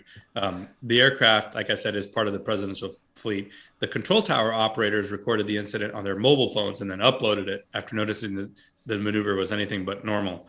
It was definitely not within the standard approach procedures for a commercial airport. The controller has some choice words that if you speak Spanish, well, you can earmuff. But the government of Argentina explained that the maneuvers were being carried out as part of a special Air Force training program, and that Aeroparque's control tower had actually green-lighted this event. There's some cool in-cockpit video there from on the right side of your screen, or you can go on YouTube if you're listening to the audio podcast. The in-flight footage, you can hear the aircraft is definitely saying, bank angle, and glide slope, all these things. It's not happy. That's, I think, the message. Absolutely. I will say, John actually put a footnote when he put the story in there, and it was he was kind of wondering, is this a bit of a nothing burger? And sure enough, military pilots are very capable of executing this kind of maneuver. But you know what? You would be surprised. Some of these big airplanes, I think the more famous ones are the A350 demo at Farnborough. Anytime we go out to Farnborough and Riyadh, we see some of these big airplanes doing some pretty amazing things. They're not delicate. Aircraft like 737s and A350s and A330s, they are certainly not, they're not delicate little flowers. These are tough aircraft that have been put through the paces in their engineering, and they're more than capable of conducting military maneuvers or non-standard maneuvers like this approach into this airport. But as long as the pilots are in control of the aircraft and they're trained to do so, it's absolutely within the capabilities of the airplane. Plus the Dash 500 is a tiny version of the 7.3. Yeah, Australia, those videos when they do that air show every year of the C-17s going through Sydney, it's like, oh man, that's just like one of the coolest things in the world, right? Indeed. Okay, we're going to have to sort of start wrapping up. We've got a couple of, a little bit of listener feedback that I would just want to share with everybody, if that's okay. So Nev isn't here, bless him, as I'm sure you realise. But just as the show started today, we received a message from Logan Lynch, and the message says, Hey PT UK, Logan from the land of North Dakota. I forgot to send this one from our meetup with Mr. Bounds last week in Edinburgh. We had a lovely dinner and some great chats about all that is aviation. I'm just really upset that Nev didn't bring the fuzzy microphone with him. There we go. And actually, we're mentioning Nev there. While we've been on air, we've had a couple of amazing videos. So Nev's in Dundee at the moment, as we were saying. And how's this for a bit of a sunset look? I mean, how beautiful is that? Sounds like he's on a train. Well, I was going to say that looks exactly like what hover mode in the Osprey looks like when you're 50 feet above the water. Yeah. Only more disturbance on the water, I would imagine, if you like. So, a little bit. Absolutely. But so he's living his best life in Dundee, I think, there. So hopefully Nev will be back next week. But Scotland is just such a beautiful part of the world, isn't it? Oh yeah, especially when the skies are clear. I know. Oh my gosh, I know. As I say, sort of 4 seasons in one day. Right, Carlos, you better wrap up pretty quick. Yep. So social media links: Facebook, Twitter, Instagram. Search for social media Plain Talking UK. Just look for us on there. Don't forget that WhatsApp number if you want to put your picture on the green screen behind me or Matt here in the studios. +44 757 2249166 is that number. If you want to email the show, we'd love to hear you feedback. If you want to send us some audio feedback or any kind of feedback, our podcast at plaintalkinguk.com is that email address. And the website, all the w's.plaintalkinguk.com is our website. On there, you'll find the links to Patreon if you want to become a Patreon subscriber of the show and help to fund the show and help us to produce what we do each week. Also, you can become a PayPal donator on there as well. The links are on there. There's also a link to the shop if you want to get yourself a P2UK t-shirt or a mug, which a lot of people have done.